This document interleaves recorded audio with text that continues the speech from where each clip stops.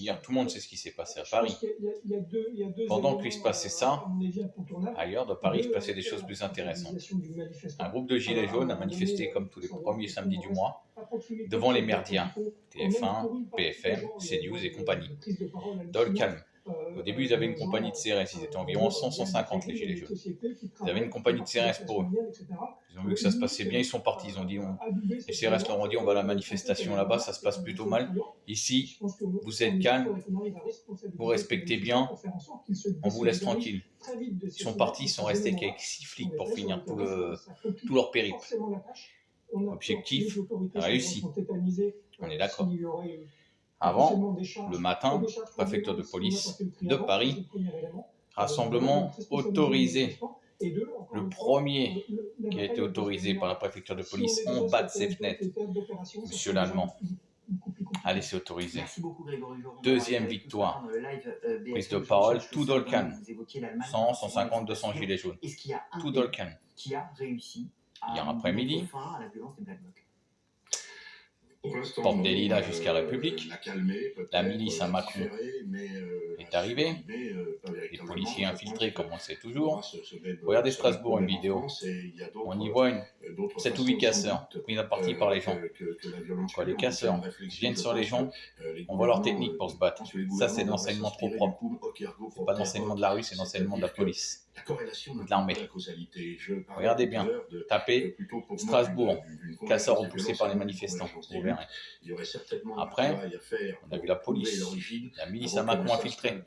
On le sait, à ce qui paraît, il y aurait 4000 à 5000 agents de l'État infiltrés un peu partout, qui infiltrent toutes sortes de choses, qui travaillent de l'obscurité, comme on dit. Et après, on a les petits bourgeois, comme un casseur qui aurait été arrêté hier, consultant, 4200 € par mois. Il va faire quoi lui dans les manifs? Ses fins de mois sont déficits lui? Non, c'est un fils à papa, il vient juste pour se faire plaisir, pour casser. Parce que papa lui a tellement tout donné, il se révolte. Parce que quand il était petit, il allait en école privée. Il a dû se prendre quelques claques. Pour que des gens le croisaient dans la rue, ça ne lui a pas plu. Il a dit, je vais être un rebelle plus tard, un rebelle riche. Oui. Les Black Blocs, la plupart. Il y a des fils à papa. De gauche, de droite, de ce que vous voulez. Leurs parents sont soit avocats, soit travaillent dans le gouvernement, soit sont des grands patrons. Il faut arrêter de prendre tout ce qu'on vous dit et d'être pris pour des cons. Ah oui, regardez, 95 interpellations. C'est pas les Black Blocs qui ont interpellé, la plupart. Ils arrivent à se sauver toujours. Quand le Black Bloc se sauve, la police lui ouvre la voie. C'est ça qu'il faut savoir. Et c'est les manifestants qui sont tombés dans ce piège qui se font massacrer. Et pendant ce temps-là, c'est là le problème. C'est que pendant ce temps-là que les gens manifestaient hier et manifesteront samedi prochain pour la loi 24, c'est une loi dégueulasse, mais elle existe déjà. La loi 25, c'est les flics qui auront droit à avoir leur arme, c'est encore plus dégueulasse. La loi 26, ça sera encore plus dégueulasse. L'article 26. L'article 26, ça sera la création de beaucoup de sociétés privées pour le maintien de l'ordre. Et oui, et eux, ils auront tous les droits. Mais après, ils sont en train de vous emmener sur cette voie.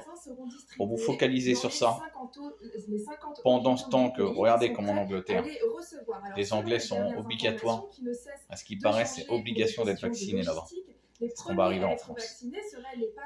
Le gouvernement vous disperse sur des choses à côté, la loi, article 24, tout ça, article 25, pendant ce temps-là, il passe des lois encore plus dégueulasses à l'Assemblée pendant que tout le monde est focalisé ailleurs.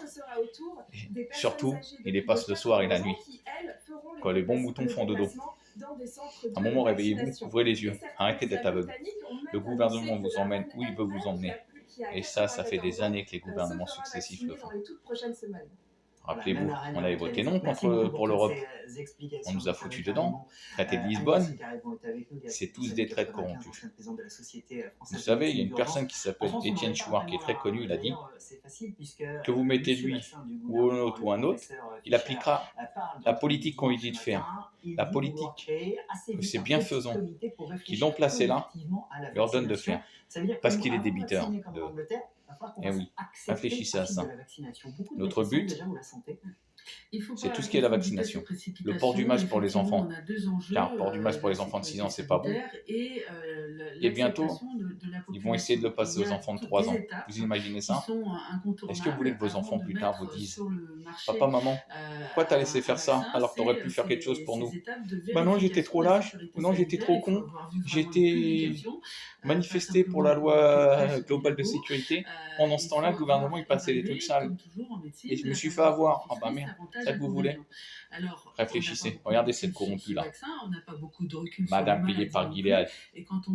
Et bien que son petit masque sur le plateau, comme on lui dit, le petit toutou muselé. Allez le peuple, notre lutte, elle est réfléchie. Notre lutte, elle doit se faire par le nombre, pas pour la violence pour l'instant. Si dernier recours il y a, ce sera la violence, ce qui est légitime. N'oubliez pas, le peuple est souverain. Nous devons réécrire la Constitution. Le peuple doit réécrire la Constitution. Et tout le peuple. Il ne faut plus se diviser. Religion, machin, tout ça, c'est fini, ça sert à rien, c'est bon. On est tous pareils. On a tous le même sang qui coule dans les veines. Gardez la foi, on y arrivera.